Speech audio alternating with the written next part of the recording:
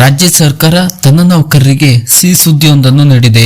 ಹಬ್ಬಗಳ ಆಚರಣೆಗಾಗಿ ಸರ್ಕಾರ ನೀಡುವ ಹಬ್ಬದ ಮುಂಗಡ ಸೌಲಭ್ಯಕ್ಕೆ ಸಂಬಂಧಿಸಿದಂತೆ ಈಗಿರುವ ಹಬ್ಬಗಳ ಪಟ್ಟಿಗೆ ಹೊಸದಾಗಿ ಕೆಲವು ಹಬ್ಬಗಳನ್ನು ಸೇರ್ಪಡೆಗೊಳಿಸಿ ರಾಜ್ಯ ಸರ್ಕಾರ ಅಧಿಕೃತ ಆದೇಶ ಹೊರಡಿಸಿದೆ.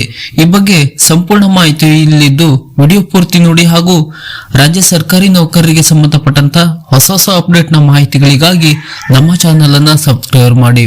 ಹೌದು, ಹೊಸ ಹಬ್ಬಗಳನ್ನು ಸೇರ್ಪಡೆಗೊಳಿಸಿ ಈ ಕುರಿತು ಸಿಬ್ಬಂದಿ ಮತ್ತು ಆಡಳಿತ ಸುಧಾರಣಾ ಇಲಾಖೆಯ ಸರ್ಕಾರದ ಅಧೀನ ಕಾರ್ಯದರ್ಶಿಗಳು ಅಧಿಕೃತ ನಡವಳಿ ಹೊರಡಿಸಿದ್ದಾರೆ. ಸರ್ಕಾರದ ನಿಯಮಗಳ ಪ್ರಕಾರ ಸರ್ಕಾರಿ ನೌಕರರು ಹಬ್ಬದ ಆಚರಣೆಗಾಗಿ ಮುಂಗಡ ಹಣವನ್ನು ಪಡೆಯಲು ನಿಗದಿತ ಹಬ್ಬಗಳ ಪಟ್ಟಿಯಲ್ಲಿದ್ದ ಹಬ್ಬಗಳಿಗೆ ಮಾತ್ರ ಅರ್ಜಿ ಸಲ್ಲಿಸಲು ಈಗ ಅವಕಾಶವಿತ್ತು. ಈಗ ಈ ವ್ಯಾಪ್ತಿಯನ್ನು ವಿಸ್ತರಿಸಲಾಗಿದ್ದು ನೌಕರರಿಗೆ ಹೆಚ್ಚಿನ ಅನುಕೂಲ ಮಾಡಿಕೊಡಲಾಗಿದೆ.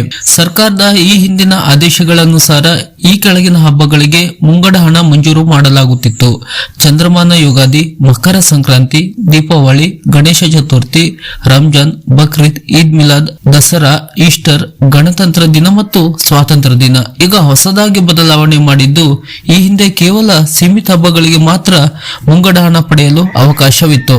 ಆದರೆ ನೌಕರರ ಬೇಡಿಕೆ ಮತ್ತು ವಿವಿಧ ಸಮುದಾಯಗಳ ಹಬ್ಬಗಳನ್ನು ಪರಿಗಣಿಸಿ ಈಗ ಈ ಪಟ್ಟಿಗೆ ಹೆಚ್ಚುವರಿಯಾಗಿ ಕೆಲವು ಹಬ್ಬಗಳನ್ನು ಸೇರ್ಪಡೆಗೊಳಿಸಲಾಗಿದೆ. ಇದರಿಂದಾಗಿ ರಾಜ್ಯಾದ್ಯಂತ ಇರುವ ವಿವಿಧ ಧರ್ಮ ಮತ್ತು ಸಂಸ್ಕೃತಿಯನ್ನು ಪಾಲಿಸುವ ಸರ್ಕಾರಿ ನೌಕರರು ತಮ್ಮ ಪ್ರಮುಖ ಹಬ್ಬಗಳ ಸಂದರ್ಭದಲ್ಲಿ ಆರ್ಥಿಕ ನೆರವು ಪಡೆಯಲು ಇದು ಸುಲಭವಾಗಲಿದೆ.